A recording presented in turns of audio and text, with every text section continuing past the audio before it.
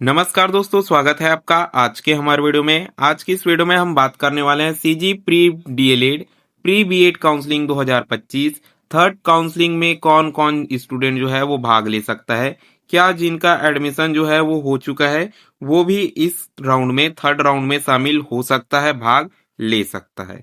हमारे बहुत से सीजी प्री डीएलएड बीएड साथ में बीएससी बीएड बीए बीएड के स्टूडेंट हैं जिनका ये सवाल है सर, जिनका नाम नहीं आया है, क्या हम जो है वो थर्ड काउंसलिंग में भाग ले सकते हैं। और जिन स्टूडेंट का नाम आ गया था और वो काउंसलिंग से थोड़ा सा बाहर हो चुके थे क्योंकि थोड़ी बहुत गलती हो गई थी, नॉट रिपोर्टेड हो गया था, या फिर बोले कि जिनका डॉक्यूमेंट वेरिफिकेशन जो है वो पास नहीं हुआ था, वो स्टूडेंट जो है वो थर्ड काउंसलिंग में भाग ले सकते हैं कि नहीं ले सकते हैं। और साथ में जो है वो जिनका एडमिशन हो चुका है और अब उन्हें जो है वो कॉलेज की फैसिलिटीज जो है वो पसंद नहीं आ रही है और अब वो जो है वो कॉलेज चेंज करना चाहते हैं या फिर बदलना चाहते हैं, तो वो स्टूडेंट जो है वो थर्ड काउंसलिंग में शामिल हो सकेंगे कि नहीं हो सकेंगे।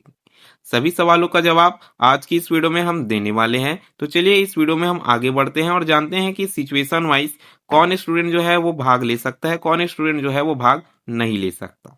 लेकिन उससे पहले यदि आप हमारे चैनल में पहली बार आए हो तो आपको चैनल को जो है वो सब्सक्राइब कर लेना है, वीडियो को लाइक कर लेना है, बेल आइकन को ऑल पर सेट कर देना है ताकि हर जरूरी नोटिफिकेशन सीधे आप तक पहुंचती रहे और आप जो है वो एक भी नोटिफिकेशन बिल्कुल भी मिस ना करो।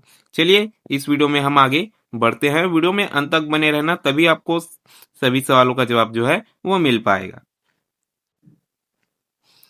सीजी प्री डीएलएड और बीएड काउंसलिंग 2025 की प्रक्रिया जो है वो अब अंतिम चरण में आ चुकी है और अब सभी की निगाहें जो है वो थर्ड काउंसलिंग की ओर टिकी हुई है। लेकिन सबसे बड़ा सवाल यही है कि तीसरे राउंड में कौन जो है वो भाग ले सकता है। क्या जिनका पहले से एडमिशन हो चुका है वो स्टूडेंट इस काउंसलिंग में भाग ले सकते हैं। हमारे बहुत से ऐसे भी स्टूडेंट हैं जिनका जो है वो फर्स्ट लिस्ट में नाम आ गया, सेकंड लिस्ट में नाम आ गया, ये बोले कि फर्स्ट चरण या फिर सेकंड चरण में नाम आ गया, अब वो एडमिशन ले चुके हैं लेकिन उन्हें कॉलेज जो है वो ज्यादा अच्छा पसंद नहीं आ रहा। किसी का प्राइवेट में हुआ है और किसी का गवर्नमेंट में हुआ है, तो अब वो जो है वो कॉलेज बदलना भी चाहते हैं। तो ऐसे में उनका क्या होने वाला है, सबसे पहले समझते हैं कि सभी सिचुएशन को धीरे धीरे हम समझेंगे और उसका जवाब जो है वो देंगे। सबसे पहले समझते हैं कि थर्ड काउंसलिंग का क्या मतलब है। थर्ड काउंसलिंग या फिर बोले कि थर्ड राउंड एक ऐसा मौका होता है जब पिछली दो काउंसलिंग के बाद सीटें जो हैं वो रिक्त रह जाती हैं, खाली बच जाती हैं, तो उन्हें भरने के लिए इस राउंड का जो है वो आयोजन किया जाता है। एससीईआरटी की ऑफिशियल वेबसाइट या फिर हम बोलें कि ऑफिशियल वेबसाइट में जो नोटिस जारी हुआ था उसमें भी लिखा गया था कि यदि रिक्त सीटें जो हैं वो बच जाती है तो तीसरा काउंसलिंग जो है वो कराया जाएगा। ठीक है, तो इसी के लिए जो है वो थर्ड काउंसलिंग का आयोजन होता है, रिक्त सीट जो है वो बच जाती है जिसके लिए। अब समझते हैं सर कि क्या जिनका एडमिशन जो है वो हो चुका है वे भाग ले सकते हैं कि नहीं ले सकते। अगर आपने पहले या दूसरे राउंड में किसी कॉलेज में एडमिशन जो है वो कंफर्म करा लिया है तो अब आप जो है वो थर्ड काउंसलिंग में भाग बिल्कुल भी नहीं ले पाएंगे। ऐसा इसलिए क्योंकि आपका नाम पहले ही अलॉटेड कॉलेज के लिस्ट में जुड़ चुका है और सिस्टम अब आपको नई सीट अलर्ट करने के लिए बिल्कुल भी पात्र नहीं मानता, आपको एलिजिबल जो है वो नहीं मानता। लेकिन जिन छात्रों ने अलॉटमेंट में जो है पाया था लेकिन एडमिशन जो है वो नहीं लिया, अपना एडमिशन जो है वो कंफर्म नहीं कराया, वे इस राउंड में फिर से जो है वो भाग ले सकेंगे। यह मौका उनके लिए आखिरी जो है वो हो सकता है। अब समझते हैं सर कि किन छात्रों को जो है वो मौका मिलेगा थर्ड काउंसलिंग के अंदर एडमिशन लेने का या बोले कि विकल्प फॉर्म देने का। जिनका पहले किसी राउंड में एडमिशन जो है वो कंफर्म नहीं हुआ।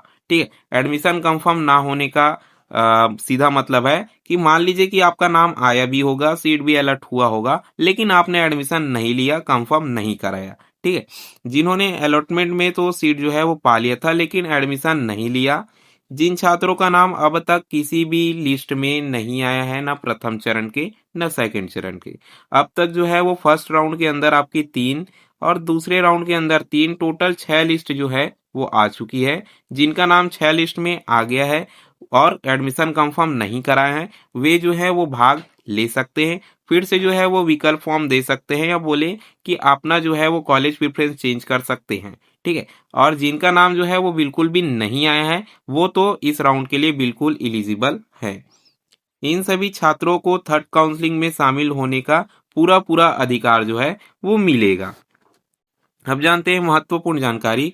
SCERT छत्तीसगढ़ द्वारा जल्द ही जो है वो थर्ड काउंसलिंग शेड्यूल जो है वो जारी किया जाएगा, इसलिए अधिकारित वेबसाइट पर आपको नियमित रूप से नजर बनाए रखना है और फाइनल राउंड का मौका जो है वो आपको बिल्कुल भी नहीं गंवाना है, क्योंकि SCERT जो है वो कभी भी तीसरे राउंड की काउंसलिंग का शेड्यूल जो है वो जारी कर सकती है। अब आपको आई होप कि क्लियर हो गया होगा कि कौन स्टूडेंट जो है वो भाग ले सकता है, कौन स्टूडेंट जो है वो भाग नहीं ले सकता है। अब आपको अपना अवलोकन करना है कि आप जो हो वो एलिजिबल हो कि नहीं हो, आप जो है फॉर्म दे सकोगे कि नहीं दे सकोगे।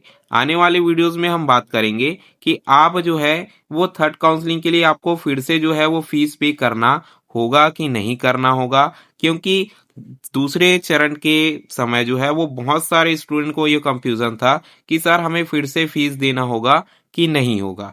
और बात मैं ये बता दूं कि बहुत सारे स्टूडेंट को फीस नहीं भी देना था, ठीक है, नहीं भी देना था, लेकिन वो फिर भी फीस दिए हैं और फीस जो है वो उनका एक्स्ट्रा गया है।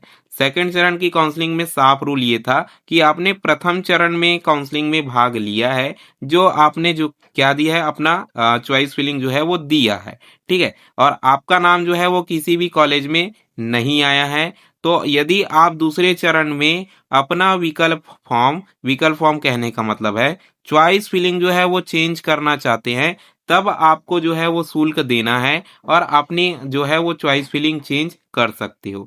लेकिन बहुत सारे स्टूडेंट ने क्या किया कि अब उन्होंने चॉइस फिलिंग तो सेम रखी ही रखी, लेकिन फीस भी पेमेंट कर दिया, चॉइस फिलिंग भी सेम रखी, क्योंकि उन्हें सही नियम का अंदाजा नहीं था और सही नियम का वो क्या है सर पालन नहीं कर सकी। थोड़ी सी कम नॉलेज होने के कारण उनका जो है वो फीस एक्स्ट्रा गया है।